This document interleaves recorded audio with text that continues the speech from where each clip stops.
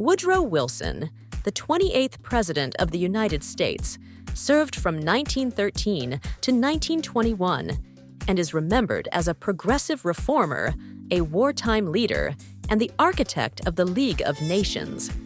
His presidency shaped the course of the 20th century, blending domestic reform with international diplomacy.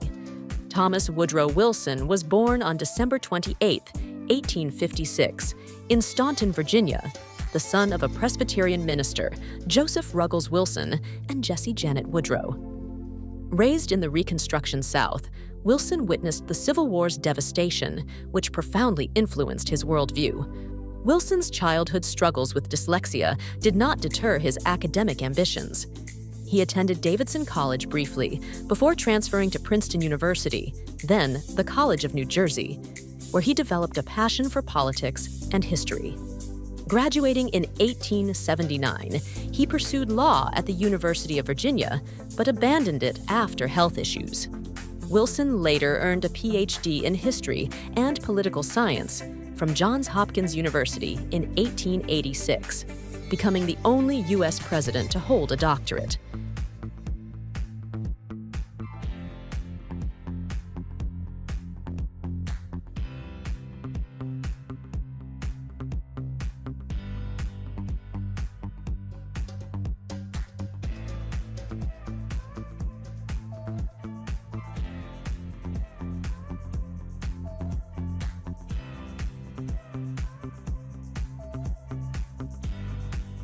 Wilson's academic prowess led to a distinguished career as a scholar and educator.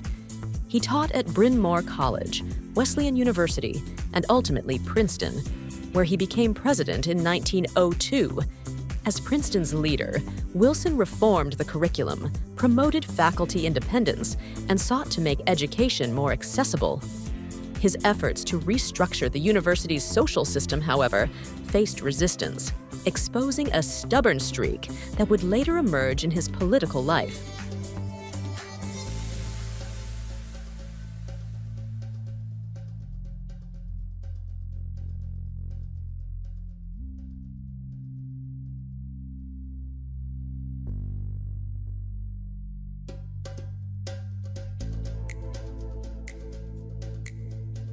Wilson's progressive ideals caught the attention of New Jersey Democrats, who nominated him for governor in 1910. Despite his lack of prior political experience, Wilson won the governorship and quickly earned a reputation as a reformer.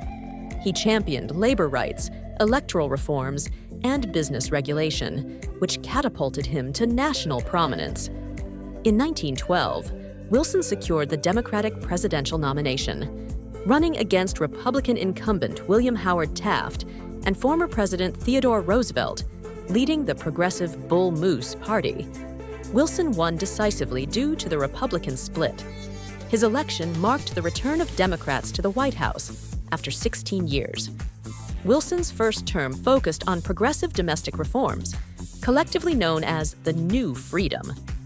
He enacted significant legislation, including the Federal Reserve Act, 1913, restructuring the banking system to stabilize the economy, the Clayton Antitrust Act, 1914, strengthening antitrust laws to curb corporate monopolies, the Federal Trade Commission, 1914, regulating unfair business practices, the Revenue Act, 1913, introducing an income tax under the 16th Amendment. Despite these successes, Wilson's record on racial issues was marred by his administration's segregation of federal offices and indifference to the struggles of African Americans, which remains a stain on his legacy. World War I and the international stage. Wilson's second term, won in 1916 with the slogan, "He kept us out of war," was soon dominated by World War I. Though he initially sought neutrality, Germany's unrestricted submarine warfare and the interception of the Zimmermann telegram, a German proposal to ally with Mexico against the U.S., pushed the nation into the conflict in 1917. Wilson cast the war as a moral crusade, famously stating it would make the world safe for democracy. His leadership during the war included mobilizing the economy, supporting the war effort through the Selective Service Act, and promoting propaganda via the Committee on Public Information. In January 1918, Wilson unveiled his 14 Points, a vision for post-war peace, emphasizing self-determination, free trade, and the creation of the League of Nations. The Treaty of Versailles in 1919 partially reflected his ideals, but also included punitive measures against Germany, which Wilson opposed. Wilson's tireless efforts to establish the League of Nations, a precursor to the United Nations, defined his later presidency. Despite being awarded the Nobel Peace Prize in 1919, his dream faced fierce opposition at home. The U.S. Senate, led by Republican Henry Cabot Lodge, refused to ratify the treaty, dealing a blow to Wilson's internationalist vision. The grueling effort to rally public support for the League took a toll on Wilson's health. In 1919, he suffered a debilitating stroke that left him partially paralyzed.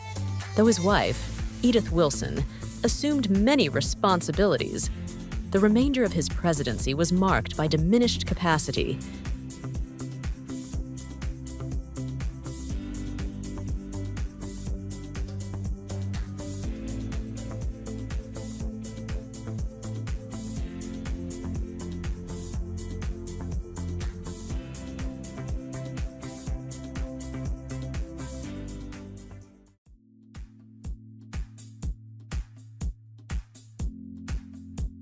Wilson retired to Washington, D.C.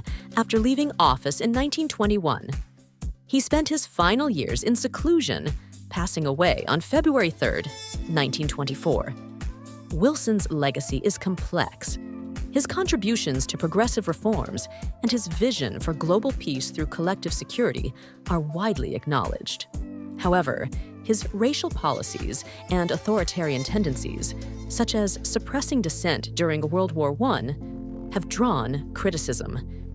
As a scholar president, Wilson combined intellectual rigor with political ambition, reshaping America's role domestically and on the world stage.